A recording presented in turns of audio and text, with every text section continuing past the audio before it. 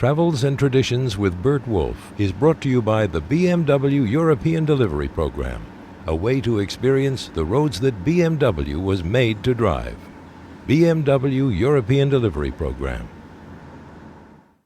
And by Swiss International Airlines, flying to over 70 worldwide locations. Truly Swiss-made. Swiss International Airlines.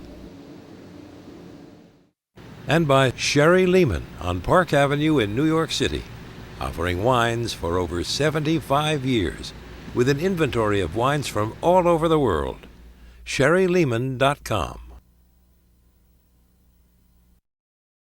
And by the Signet Foundation, raising funds for those in need through art-related initiatives, contributions to UNICEF and animal welfare organizations.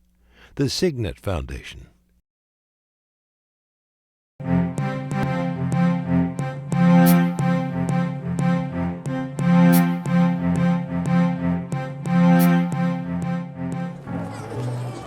Each year, millions of tourists visit Europe. They come from all over the world to walk through the great museums. They look at the celebrated monuments. They visit the historic homes. They taste the traditional foods and drinks. And this has been going on for almost 500 years. Beginning in the late 1500s, it became fashionable for wealthy aristocrats to send their sons on a tour of Europe.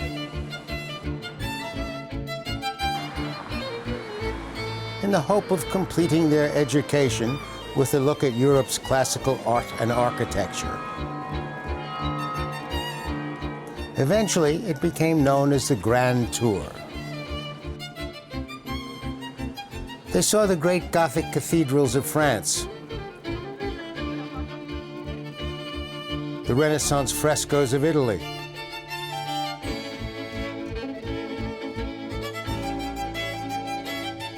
the Rembrandts in Holland.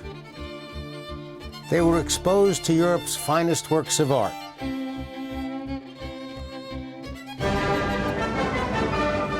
But they were also exposed to a variety of less scholarly experiences.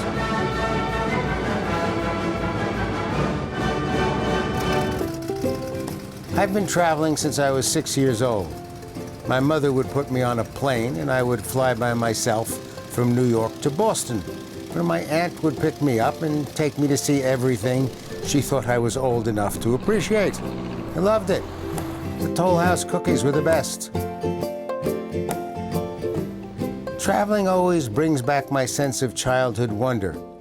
It takes me away from the familiar comforts and the security of my home. Suddenly I am alone, have a heightened sense of awareness.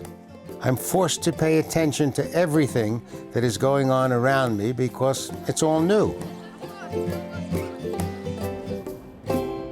The Swiss travel writer Nicolas Bouvier said that when you travel, you are more open to curiosity, to intuition, to love at first sight. That's why I always bring a new pair of glasses, and it's how I met my wife. During the past few years, I have made 2 alterations in my approach to travel. First, unless there is a special reason, I like to travel to a particular location when most other people aren't. If you avoid the peak travel periods, almost everything is easier and less expensive. You don't want to show up in Asia during the weeks of the Lunar New Year celebration, usually in late February or March. Everyone is coming home for the holidays, and it's fun. It's a madhouse. I often go in the early spring or the fall, and I never worry about the weather. I remember what my youngest son tells me. There's no bad weather, there's just inappropriate clothing.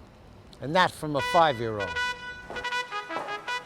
This is the first of a series of programs that present my personal, slightly offbeat Grand Tour of Europe. I decided to base them on one of the modern river cruisers. They offer the extraordinary convenience of having your hotel come to you as you travel. This is the Ama Dolce, which is one of the Ama waterway ships. We started in Amsterdam in early November. Amsterdam is one of my favorite cities. It's filled with art, architecture, great museums, and places to shop. One of the guides on the Ama ship told me about Amsterdam's Museum of Handbags and Purses.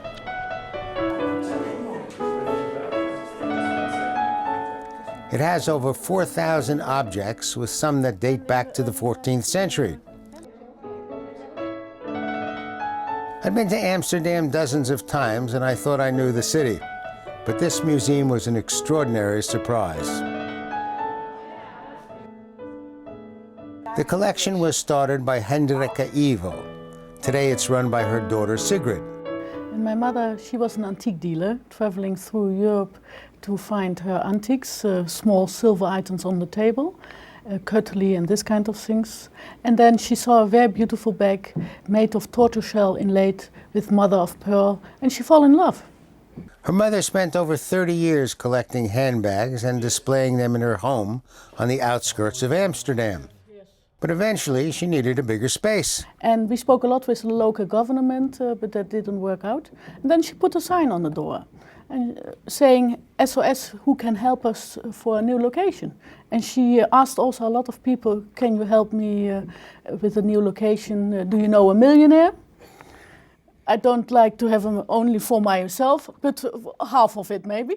And then one Sunday afternoon, a millionaire came along, visited the museum, read the sign, and bought them a building in the middle of Amsterdam. The museum illustrates the history of the handbag from the 14th century to the present. The earliest women's handbags were worn under their dresses.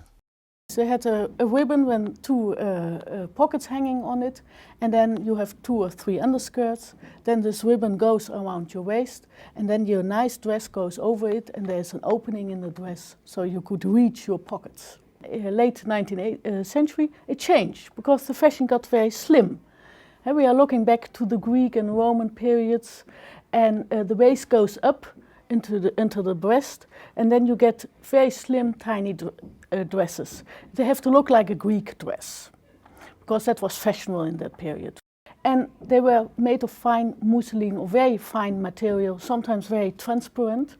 So then you can't wear these pockets beside. And then you see that the ladies wear for the first time the bag in the hand. And what did they put in their bag? A coin purse, you had a letter case for your letters, they were writing a lot. Maybe also a calling card holder, because when you went to visit somebody, you go there and then you say to the servant, I would like to visit the lady of the house. But then she is giving the calling card to the lady of the house, and she is deciding if she wants to see you.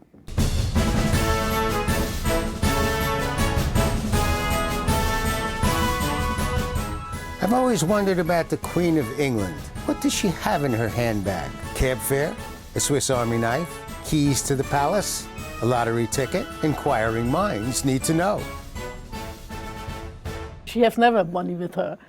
No, she has a lot of a camera, because she wants also to show where she is to her children and grandchildren. A lipstick. She has a powder compact, because that was given by her husband 50 years ago, 60 years ago. Sometimes for her dogs things, because she likes her dogs. I also noticed in the last maybe 10 or 15 years that handbags become a symbol of status. Until the 60s, you could show that you are rich or you are different by your clothing. But in the last decades, it's getting more and more difficult.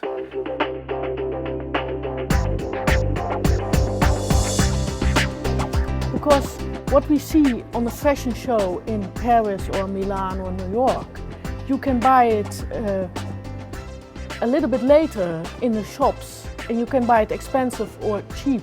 It's copied all well. So it's very difficult to be different. And that you see that these big brands, they come with handbags, because that's something you can show that you can be different. But not everything what's in fashion will fit you very nice. But a handbag will always fit you. So it's for the brands have more emphasis on the handbags, because everybody can buy a handbag from a brand if you have the money, of course. But everybody will shoot a handbag. Everybody will fit a handbag.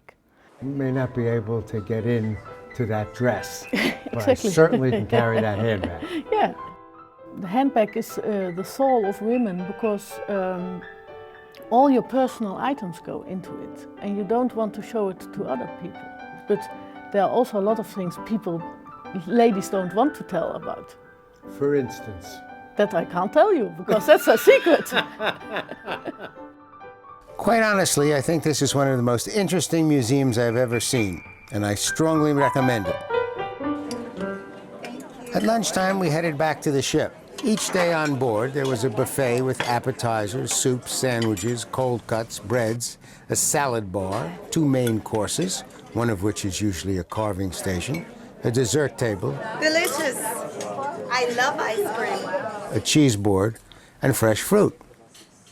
One of the keys to an enjoyable river cruise is the knowledge of the cruise directors.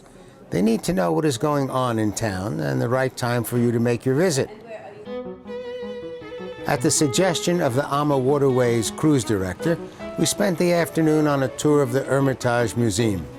It's an old building. It's an Amsterdam building. It's a landmark building on the river Amstel, which is interesting because the Hermitage Museum in St. Petersburg is also on the river, on the Neva. But the relationships between Russia and the Netherlands are very old. Peter the Great already came in the 18th century to Amsterdam to get inspiration for his new city, St. Petersburg. And the museum in St. Petersburg is very large, and they really wanted to share their collection with the rest of the world. And since we already here in Amsterdam organize so many exhibitions from the collection of St. Petersburg, naturally we sort of started talking about a way of cooperation. Then this wonderful building came available, and then finally in 2010 we decided to open up this beautiful museum. What we do here is we make exhibitions. We make large, big exhibitions every 6 months from the holdings of the State Hermitage Museum, but also from other museums. So in the future we will work with other museums too. Behind me now you see part of the new exhibition we have on Alexander the Great, but we're doing exhibitions on Rubens, we're doing exhibitions on Russian icons. They're all exhibitions with topics you can't find in Dutch museums. And one of the most beautiful things is a golden crown we have here from the beginning of the 2nd century. It's a building from 1683 and actually built not for a museum, but built for old ladies, to take care of old ladies. It was a church institution, and it stayed that way until 2007, when the last person left the building and we could start renovating and building a museum here. This is the Amstel River, which is the heart of Amsterdam. And you can see also all the big houses are here. And it's interesting that this building is on the central river here in Amsterdam, like the State Hermitage Museum is in the center of St. Petersburg. This used to be a church. It was a Protestant building, so everybody came here every Sunday to have their supper here, but also went to the church. So this, what you see here, is the organ, which was given by a lady called Mrs. Kanteler in 1810 for the dinners here. And now we have sort of changed it in a different room. We have music and concerts here. But you see some of the things here still. And what we try to do is also to make modern design in all design. That's why we did this lamp, which it's very interesting because you think it's paper, but then in the end you see it's all very, very thin porcelain. It's very difficult to make. And of course the nice thing is you see here the garden and you see the river there. This is a bleaching field where people used to bleach the laundry. And this used to be in Amsterdam everywhere. So Where they do the laundry? They do the laundry, they do it on the grass and then it bleaches. And our architect sort of reinvented this whole thing. I should have brought my laundry.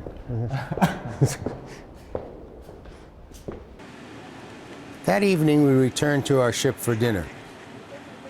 Dinner is a traditional 4-course meal. Appetizer, soup, main course, and dessert. And there's always a red wine, a white wine, and a selection of beers and soft drinks that are free. Another great suggestion from the Amma crew sent us to the Dutch East Indiaman. The period between 1579 and the end of the 1700s is described as Amsterdam's golden age, and much of that gold came from importing spices from the islands of Bali, Java, Sumatra, Borneo, and New Guinea, islands which are now part of Indonesia. In 1748, the trade was dominated by the Dutch East India Company, which was the largest trading company in the world. A replica of one of their ships is docked in Amsterdam's harbor. So from here you can see the compasses were used during steering. The director of collections, Dr. Henk Dessens, showed me around. In the beginning they used just the ships that were used to sail with in European waters. But in a short time the East India Company discovered that it was important to make more standardized vessels. The journey was very long, the ships were expensive, so it was very important to plan all the journeys as much as possible. Shipbuilding was a kind of a magic art. It was an art which was brought over from father to son, and the governors of the company didn't like that. They wanted to have more grip on the technical aspects of the ship. The main space on board was of course the hold. That was the place that the ship was built for eventually, because she had to get spices and other trade from Asia and bring it back with high profits to the Netherlands. Most of the crew lived on the quarterdeck. You must imagine that on this quarterdeck here lived about 300 people. There was no daylight in this space. Many people died during the voyage, and people who survived got more space. The captain had in fact two cabins on board. One was his working cabin where he did the navigation, had a meeting with his mates, with his officers, and he also had a separate bedroom. He was the only person on board with his own bedroom, with an ordinary bed. He didn't sleep in a hammock, but he had more privacy. I noticed that he had two toilets. How did he choose? I think that was dependent on the direction of the wind. One of the things I like about the Amma itineraries is the open time they give you. You can do whatever you want to, and the staff supplies you with the information you need to make the best use of the time, which I spent shopping. I have two favorite spots. One of them is a beer store. A beer store with 1,200 different kinds of beer from all over the world and in all different styles. This is the German section with lots of lagers and wheat beers. The Dutch people love wheat beers nowadays. You know, I learned years ago that when you clink glasses with regular beer, you go straight. But if you have a wheat beer, you only clink the bottom. On a great wheat beer glass, it's very thin at the top as opposed to the mass, which you can bang. Yeah. There was also a large selection of beers from the United States.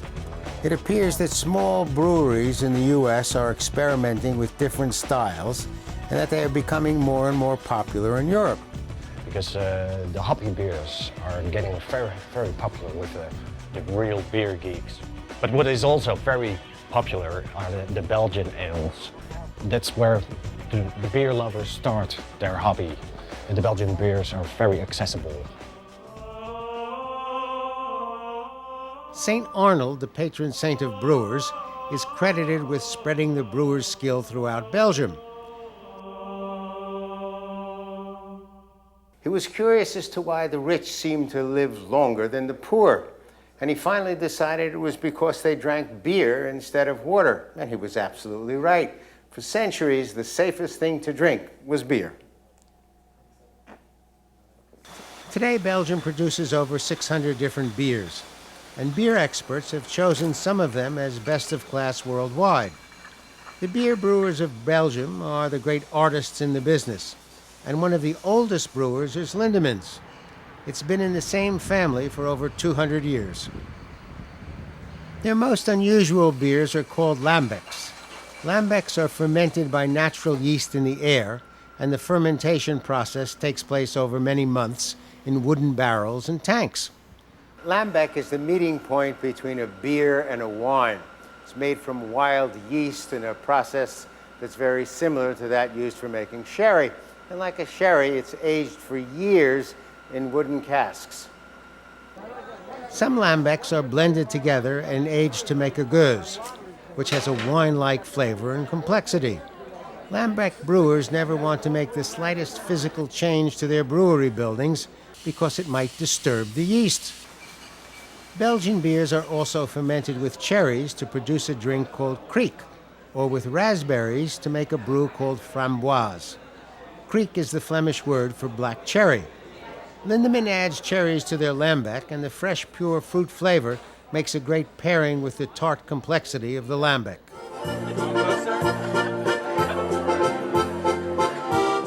The bar on the ship had a nice selection of Belgian beers, and we put them to good use.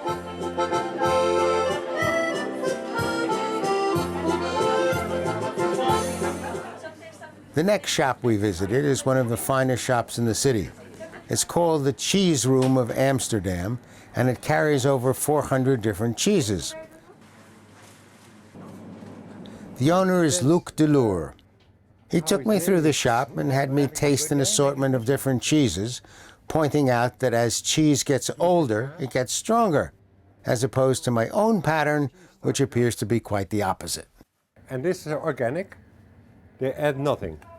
Yeah, just milk. You are. Now. Well, it's made a very different taste. Yeah. Yeah, but there are also different farmers. Eh? Every farmer has his own specialty of making cheese. Like the winemakers. Yeah, exactly. Yeah. Cheese is one of our oldest foods, dating back at least 3,000 years. One theory is that someone in Central Asia or the Near East was carrying milk in a bag made from the stomach of a calf, and the acid in the stomach, known as rennet, interacted with the milk and caused the liquid whey to separate from the solids known as curds. The liquid was drained away, and the curds pressed together to form the solid cheese. In terms of survival, cheese has some distinct advantages over milk. It lasts longer than milk without spoiling, it's easy to carry, and it takes up less space, about 1/10 of the volume of the milk from which it was made. I only have one problem with cheese. If some cheeses are aged for months, even years by the cheesemaker, how come they only last for a few weeks in my refrigerator? Some kind of manufacturer's built-in obsolescence? Inquiring minds need to know. What do you call it? Sticky finger. You want to smell? No, thank you. Okay.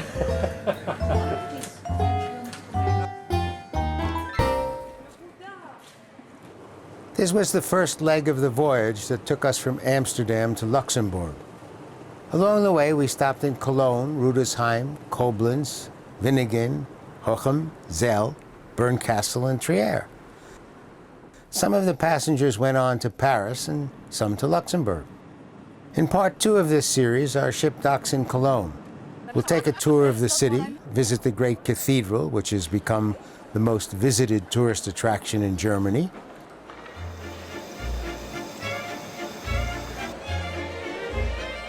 Stop into a museum that is totally devoted to chocolate. And if it's warm and fresh, it's a lot better. And serves a chocolate drink that made my day. We'll find out the origin of eau de Cologne and drink some of the local beer called Kolsch. Then we'll sail on to Rudolfsheim to visit Siegfried's Mechanical Music Museum, a collection of robotic and self-playing instruments. And we'll meet the great Siegfried. We taste the local specialties, encounter the challenge of the drinking log, and finish off with a cup of Rudolfsheimer coffee spiked with the local brandy. I hope you'll join us.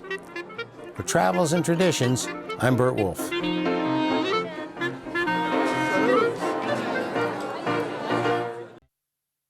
For a printed copy of this show, send a stamped envelope and $3 to this address. Please mark envelope with show number. The same information is available free on burtwolf.com.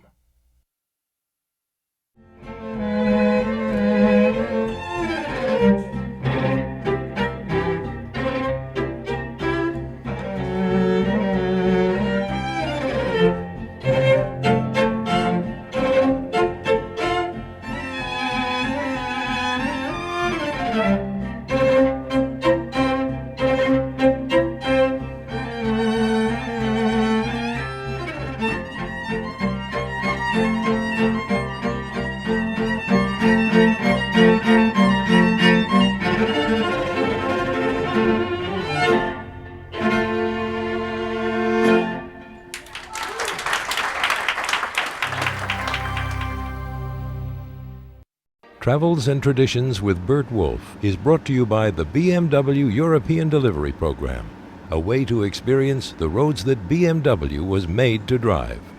BMW European Delivery Program. And by Swiss International Airlines, flying to over 70 worldwide locations. Truly Swiss-made. Swiss International Airlines. And by Sherry Lehman on Park Avenue in New York City, offering wines for over 75 years, with an inventory of wines from all over the world. SherryLehman.com. And by the Signet Foundation, raising funds for those in need through art-related initiatives, contributions to UNICEF and animal welfare organizations. The Signet Foundation.